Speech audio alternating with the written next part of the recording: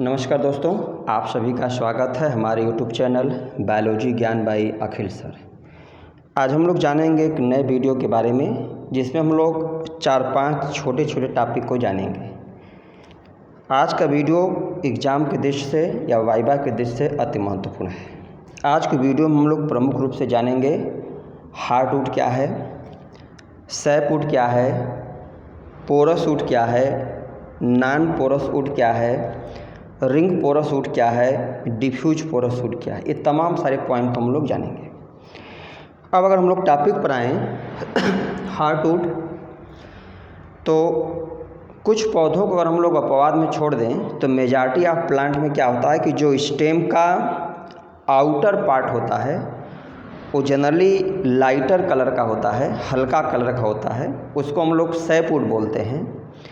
और स्टेम का inner part जो होता है डार्क कलर का या ब्राउन कलर का होता है, जिसको हम लोग हार्टवुड बोलते हैं। ऐसे और सिंपल शब्द में अगर हम लोग देखें तो आप लोग कभी भी किसी हरे पौधे को अगर उसके स्टेम को कट किए होंगे, जैसे बबूल वबूल में आप लोग देखे होंगे कि स्टेम का बाहरी पार्ट, कुछ पार्ट बाहरी जो होता है बहुत आसानी से कट जाता है, और जैसे हम लोग थोड़ा सा अंदर जाते हैं तो हमें ब्लैक या ब्राउन कलर का कुछ पार्ट मिलता है जो बहुत ही कठोर होता है, रिजिड होता है, जिसको काटने में समय भी ज़्यादा लगता है और एनर्जी भी ज़्यादा लगती है। तो उसी ब्लैक या ब्राउन कलर को हम लोग क्या बोलते हैं, पार्ट को क्या बोलते हैं, हार्टवुड। देखिए अब जैसे अगर हम मान लीजिए स्टेम है प्लांट का, इसमें बाहरी पार्ट आउटर पार्ट है जिसको हम लोग क्या बोलेंगे, पेरिडर्म, या जिसको छाल।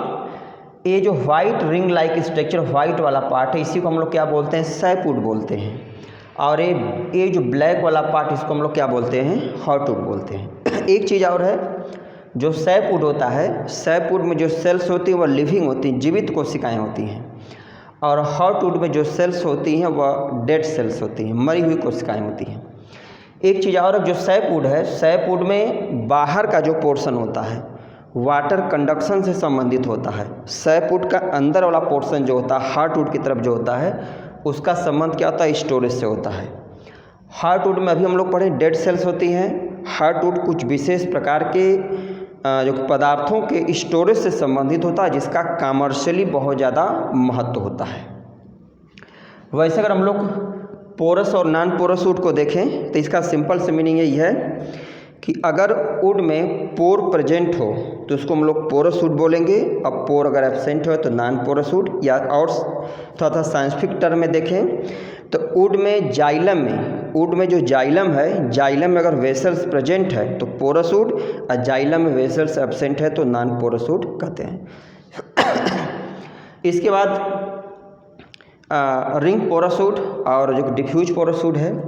रिंग पोरस वुड का मीनिंग ये हुआ कि जो वुड है उसमें आप लोग कुछ दिन पहले एक उसमें वीडियो बनाए थे हम, ग्रोथ रिंग या एनुअल रिंग। तो आप लोग देखोगे ग्रोथ रिंग या एनुअल रिंग में क्या होता है कि एक कुछ पोर्शन को हम लोग दिखाए थे कि अर्ली वुड या स्प्रिंग वुड, और कुछ पोर्शन को हम लोग दिखाए थे ऑटम वुड, विंटर वुड या लेट वुड।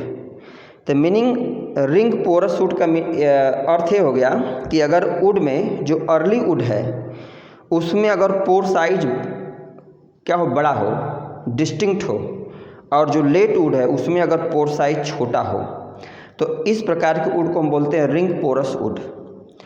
और डिफ्यूज पोरस वुड का मीनिंग ये हुआ कि अगर पोर का डिस्ट्रीब्यूशन यूनिफॉर्मली हो, लेट वुड में अर्ली वुड दोनों में एक जैसा हो, तब उसको हम डिफ्यूज पोरस वुड बोलते हैं। अब हम लोग ये तमाम सारे पॉइंट को डिटेल में जानते हैं। देखिए in most woody plants with few जो कि exception, the outer lighter coloured part of would is distinct from inner dark coloured part या रीजन।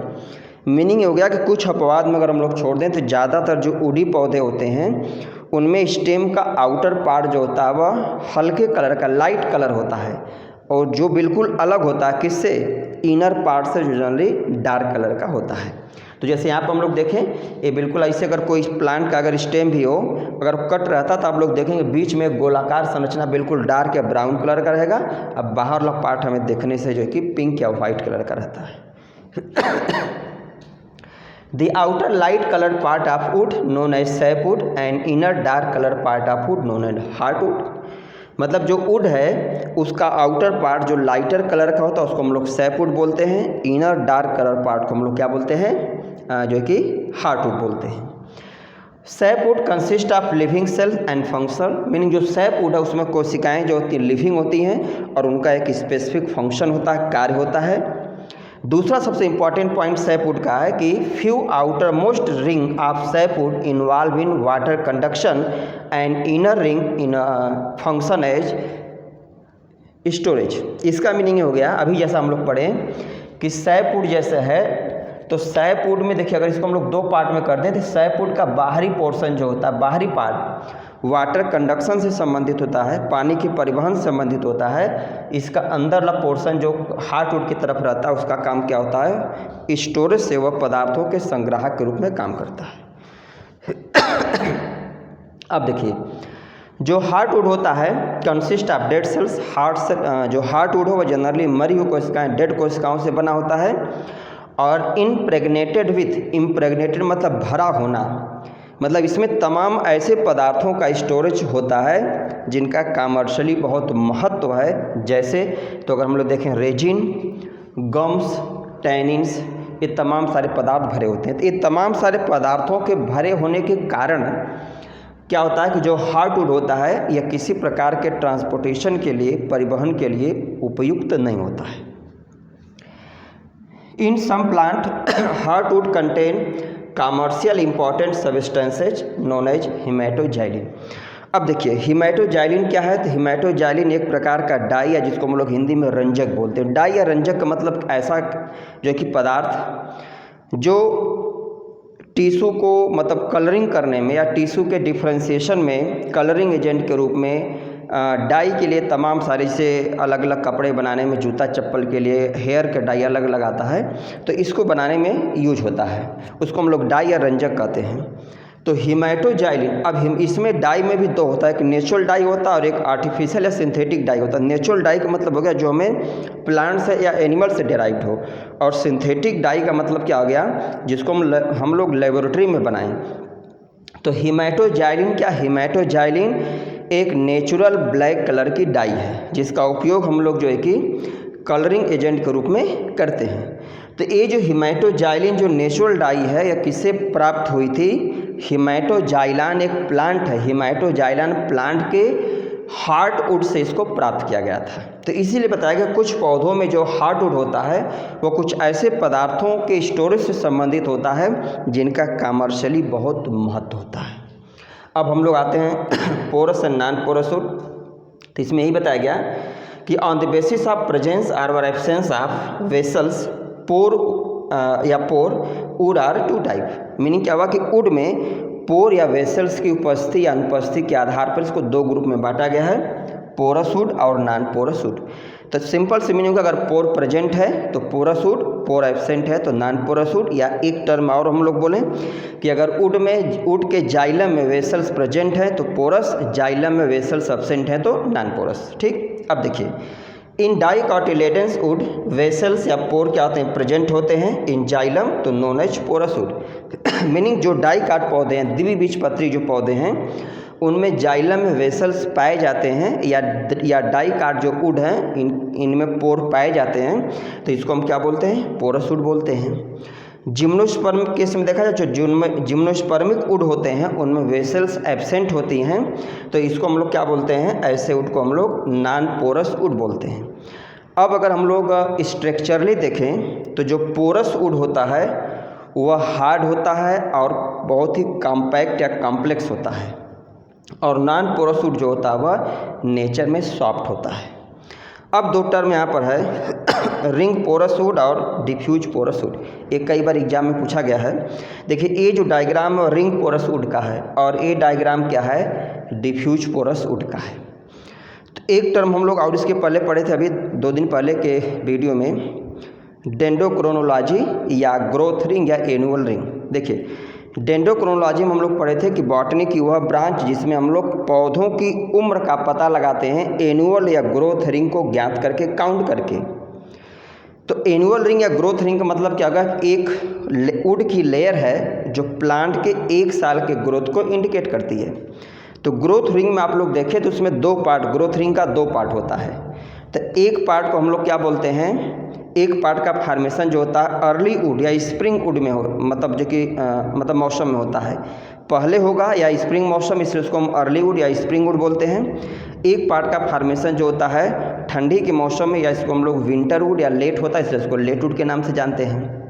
तो अब देखिए रिंग पोरस वुड का मतलब क्या हो गया कि अगर वुड में जो अर्ली वुड है या जो स्प्रिंग वुड है उसमें पोर्स की साइज अगर बड़ी हो, मतलब वुड में जो अर्ली वुड है उसमें पोर साइज अगर बड़ी हो और लेट या विंटर वुड में पोर साइज क्या हो, छोटी हो, तो ऐसे वुड को हम क्या बोलेंगे, रिंग पोरस वुड। या और सिंपल टर्म में बोलें तो ऐसा वुड जिसमें पोर का डिफ्रेंसिएशन अर्ली वुड और लेट वुड में क्या हो, अलग अलग हो, तो उसको हम लोग रिंग पोरस वुड बोलेंगे।